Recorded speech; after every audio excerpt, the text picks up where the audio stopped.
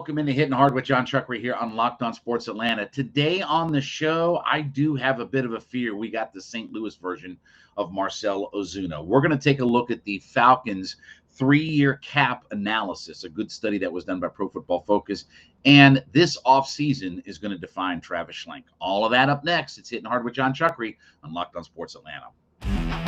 This is Hittin Hard with John Chuckery, part of Locked On Sports Atlanta. And it starts now.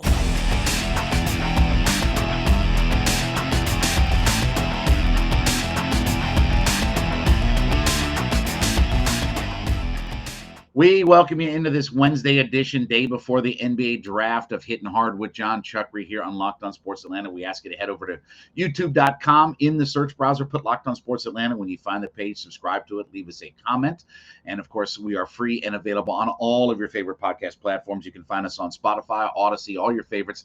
Leave us a 5-star review. Tell us what you think. And, of course, give me a follow on my personal Twitter page. That would be at JMCH316. Well, the Braves came up a little bit short last night in a real slugfest last night in a 12-10 game against the San Francisco Giants. One of the guys who did hit a home run, he hit a 2-run shot last night, was Marcell Ozuna, 1 for 5 with a run scored and a couple of RBI.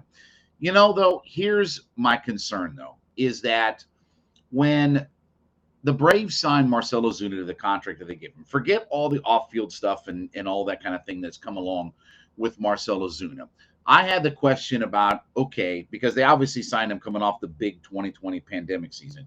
My question was, are we going to get the Marcell Ozuna that was in St. Louis or kind of floundered around in Miami, or are we getting the Marcell Ozuna that looked like the guy in the pandemic year or looked like the guy when he was into his free agent year in Miami? So even with last night's stats, this is where I get concerned.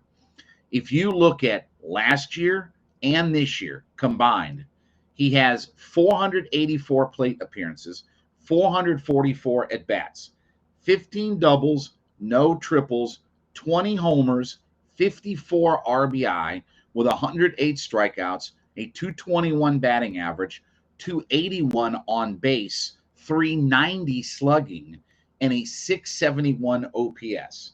Now, that's not just a couple of bats here or there. That's last year and this year over a 2-year period with almost 500 plate appearances. And if you look at his numbers from the pandemic year in 2020, he was 267 plate appearances. So a little bit more than half of the plate appearances he's had these last couple of years. But he was 14 doubles, 56 RBI, led the league in both homers and RBI that year. Remember, he won the Silver Slugger, led the league in total bases that year. He hit 438 with a 1.067 OPS. I'm not expecting him to hit that kind of number. But this was my concern about Marcell Ozuna. You know, Marcell Ozuna himself even said during the pandemic, all right, in 2020, when they were trying to figure out when baseball was going to get played and this, that, and the other, that he took that time off where they weren't playing baseball games, and he really worked on getting himself in shape. Okay. And then obviously his free agent year when he was in Miami and about to cash in, 37 homers, 124 RBI, 93 runs scored, 30 doubles, hit 312 with a 924 OPS. Unfortunately, though, we're not getting that version of Marcell Ozuna. And the Braves still have, after this year, 2 years at $18 million apiece, so $36 million tied up into Marcell Ozuna. Now, it's not that Marcell Ozuna has been awful, but this is the version that we saw in St. Louis. He hit a bunch of home runs, you know, in a 2-year period with the St. Louis Cardinals, where he spent a couple of years there as a free agent. He hit 52 homers. But he only had in his 2 years there, 88 RBI 1 year, 89 RBI another year. 1 year he did hit decent batting average at 280. The other year was 241. If you look at his time in Miami before the big walk year in Miami, 23 homers, 76 RBI, and 557 at bats with a 266 batting average. I have the fear that we're going to see the guy that is a lot of power because he's hit a bunch of home runs this year, but he doesn't do a lot of things. And his defensive liabilities wouldn't be such a concern for me if I'm getting a DH that is Silver Slugger caliber.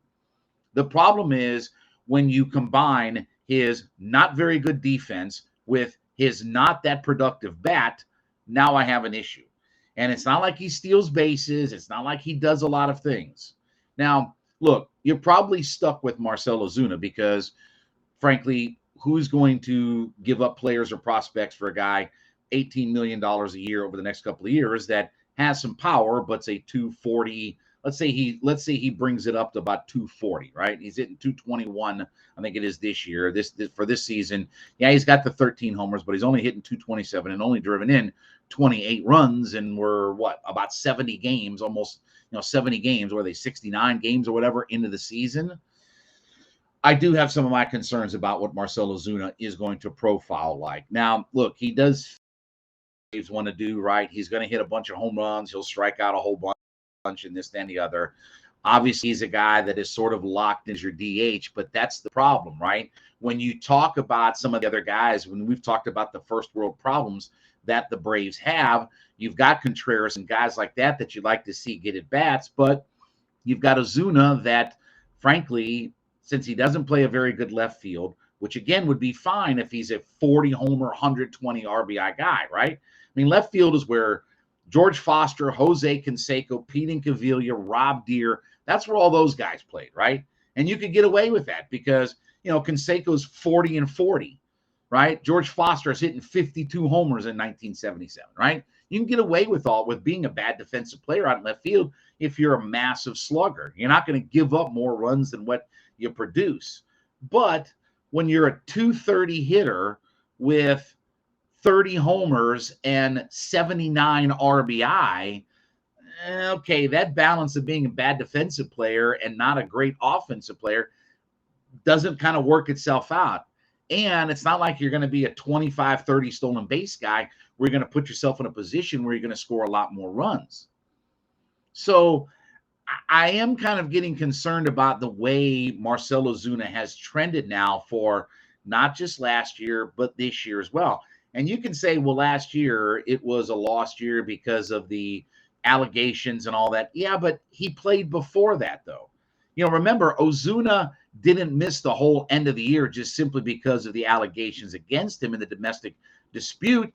He got hurt. Remember, he broke his hand sliding into third base against the Red Sox last year.